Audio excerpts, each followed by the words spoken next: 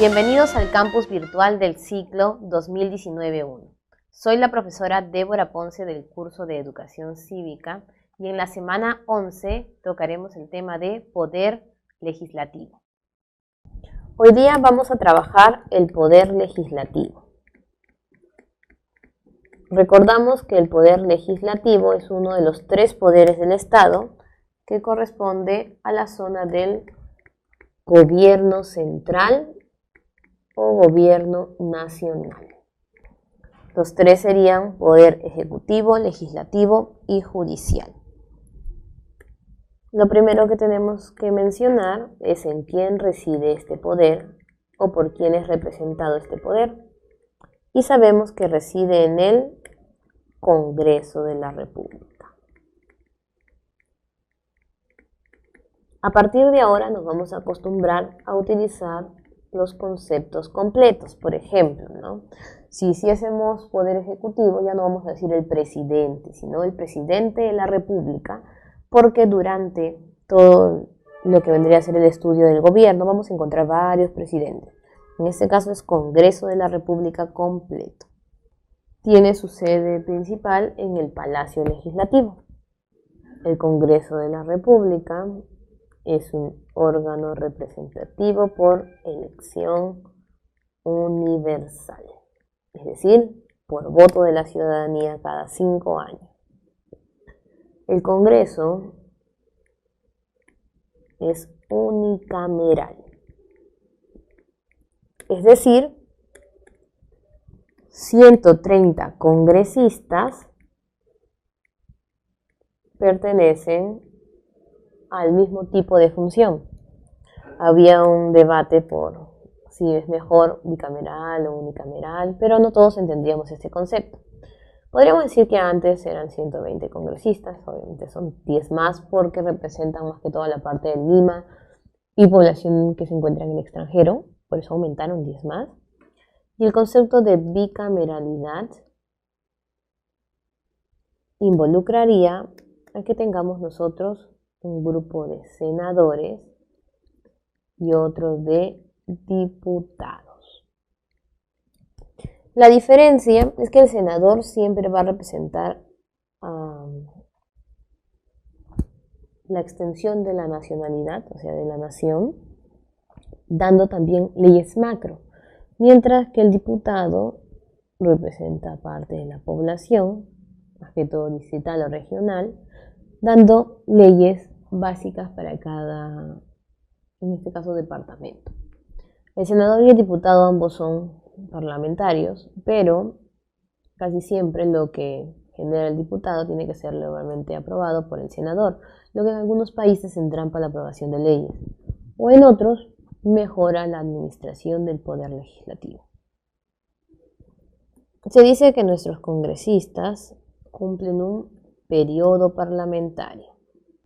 Este periodo parlamentario tiene un tiempo limitado.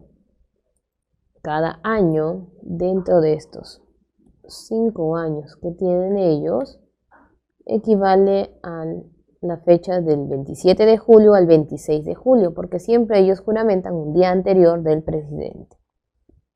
Cada año en que ellos están laborando, vamos a tener nosotros periodos conocidos como legislaturas, es decir, periodos en los que tienen la obligación de asistir al Congreso y periodos en los que no son vacaciones, pero se dedican a otras actividades.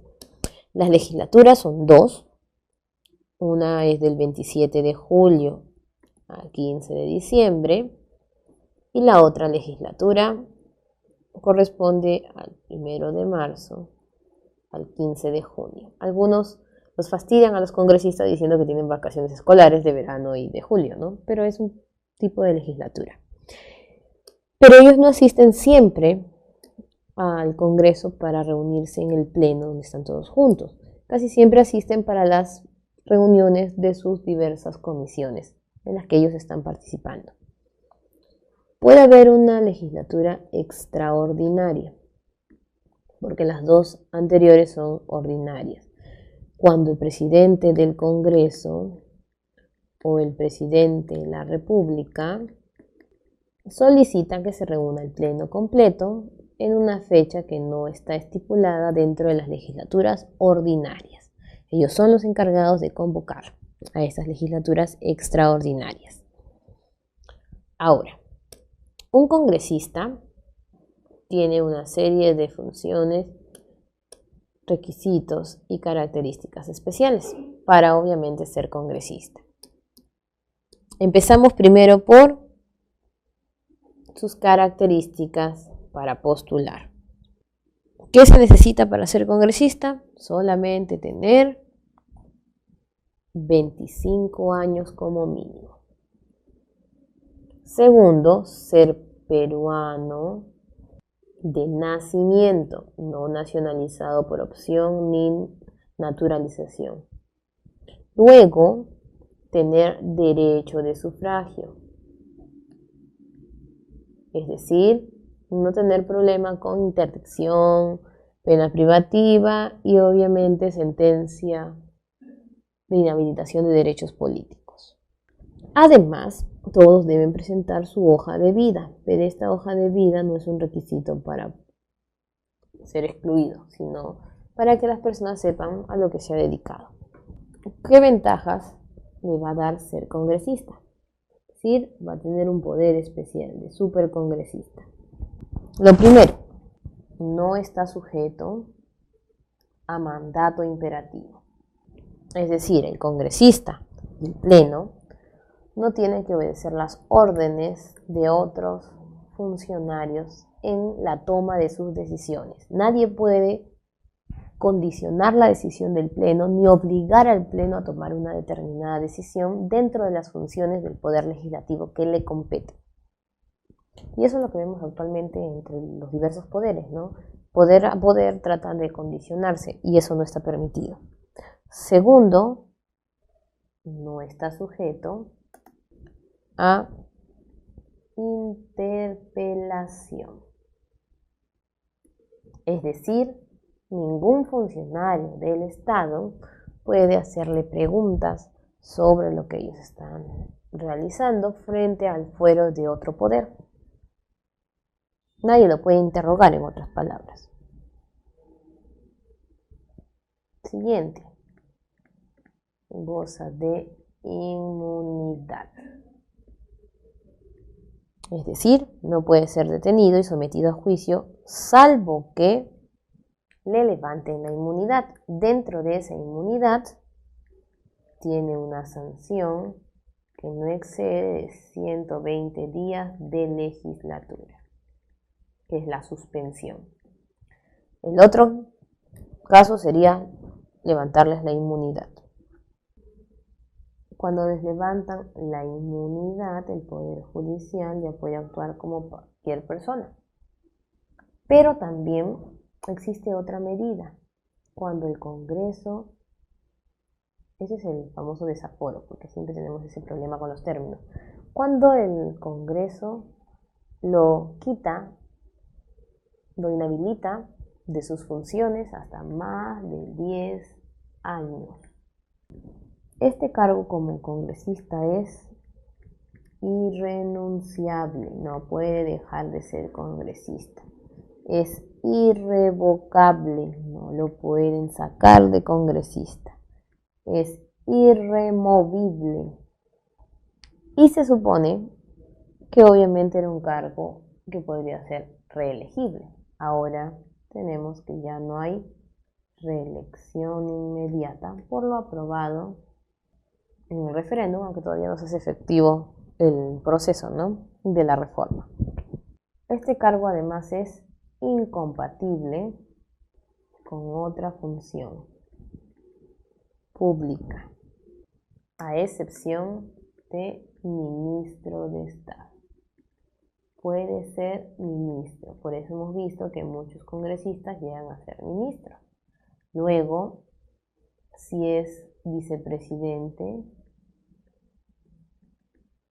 o postuló a vicepresidente, también puede postular para congresista, como Arauz, que postuló a segunda vicepresidencia, es congresista y fue ministro de Estado y hasta pudo ocupar la cartera de presidente del Consejo de Ministros. Si quiere, postular a congresista y está en un cargo público, tiene que renunciar mínimo 6 meses antes. Luego, el congresista tiene una serie de funciones. Cuando llega a ser congresista, ¿qué es lo que va a hacer? La mayoría relaciona solamente sus funciones a hacer leyes, pero no es así. El Congreso tiene las funciones legislativas, de control político y las funciones especiales. Antes de eso, vamos a detallar cosas importantes. Si bien hemos dicho que es irrenunciable, no se olviden que si muere o tiene alguna incapacidad, obviamente no podrá ejercer el cargo. Ellos nos representan al igual que el presidente. ¿Qué pasaría? Y eso es importante. Si bien hemos dicho que gozan de inmunidad, ¿qué pasaría si el proceso judicial al que están sometidos se inició antes de ser congresista? Entonces, en ese caso, sí puede ser sentenciado a pena de cárcel. Allí sí se quita la inmunidad, por si acaso, porque obviamente no era congresista todavía. Y eso es importante de mencionar. Nosotros lo vamos a ver en nuestra separata. Pueden seguir ustedes la lectura de esta parte antes de hablar de sus atribuciones. Congresistas no pueden ser procesados ni presos sin previa autorización del Congreso o de la Comisión Permanente, en este caso a voz del presidente del Congreso, desde que son elegidos hasta un mes después de haber cesado sus funciones, es decir, tienen un mes de protección adicional. ¿Cuándo sí van a ser procesados? Si lo han encontrado en delito flagrante, en menos de 24 horas o máximo 24 horas van a tener que ser puestos a la privación de la libertad. Luego, estábamos en las funciones que ellos tienen. Función legislativa va relacionada con el plano de las leyes, es decir, debate, realización, aprobación, modificación,